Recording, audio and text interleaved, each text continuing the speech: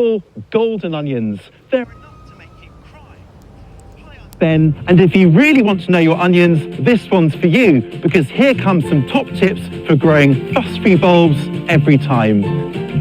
The first tip is to give onions exactly what they're after. That's a sunny position in moist but well-draining fertile soil.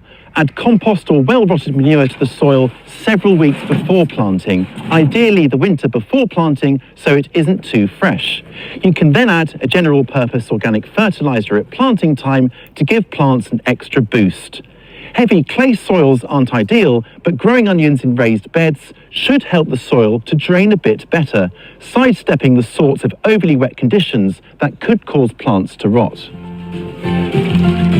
Onions can be started from sets, part-formed bulbs that will give you a bit of a head start, using bunches of young plants or starts, or with seedlings that you've grown yourself. I like to start my onions off in late winter, sowing into pots of a seed starting mix. They're then germinated indoors, and then once the seedlings are up, carefully separated out and planted into plug trays. We're on the cusp of early autumn, which is the perfect time for planting overwintering or short day varieties, which is what I've sown here. Autumn planted onions mature several weeks ahead of spring planted onions. So while they don't store as well, they will provide some very handy early bulbs, ideal for anyone wanting to be as self-sufficient as possible. Whatever you're planting, getting the proper spacing right is important because it has a direct impact on the final size of your bulbs. Spacing rows about a foot or 30 centimetres apart leaves plenty of space to get a hoe in between plants to keep on top of weeds. A decision then has to be made on whether you want lots of medium-sized bulbs or fewer but bigger bulbs. Personally, I prefer normal-sized bulbs and more of them, so I space the onions about 4 inches or 10 centimetres apart within the row. But if it's real whoppers that you're after, space them something more like 8 inches or 20 centimetres apart, or even more.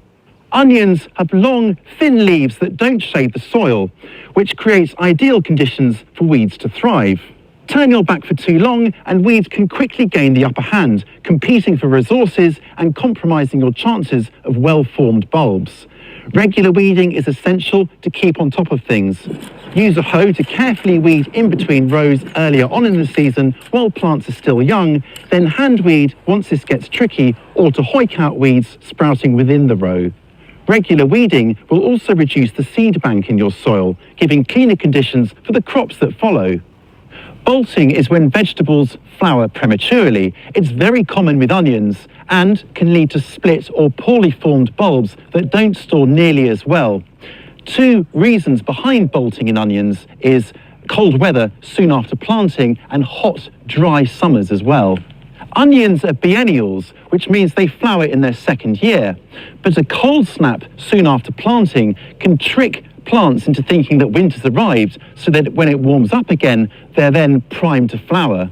Spring planted onion sets are at a greater risk of bolting as they are already 1 season old, so avoid planting sets too early in spring when hard frosts are still likely. Keep them covered if it does turn cold, or start your own seedlings off from seed. Hot, dry summers can also cause bolting. The solution is, of course, to water, which should also help keep plants cooler in hot weather while supplying more moisture to swell those bulbs. If, despite your best efforts, plants do bolt, cut off the flower stalk and use the onions as soon as possible.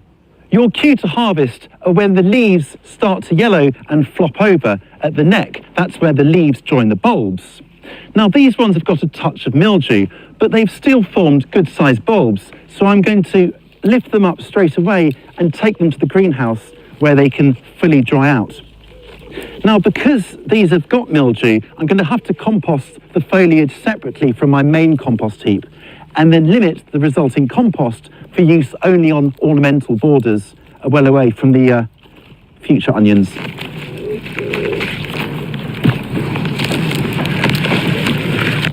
All onions must be properly dried out or cured before they're stored. It's an important step that helps them develop their protective outer skin so they keep for longer. In fine weather, you can just leave lifted bulbs on the soil surface to dry out, but if it's in any way damp, it's safer to bring them under cover. Lay bulbs out somewhere with good air circulation. Racks are ideal for this purpose, or you could hang them upside down from staging like this. They should take around 2 weeks to dry. Store them in a cool, dry place, in boxes, nets, or woven into beautiful onion strings. Right, I'll need to make sure that I plant next year's onions well away from here, and that's because I don't want to pass the disease from one crop onto the next. And that's actually one example of why, for vegetables like onions, crop rotation is so important. Now, are you growing onions this year? Let me know in the comments below.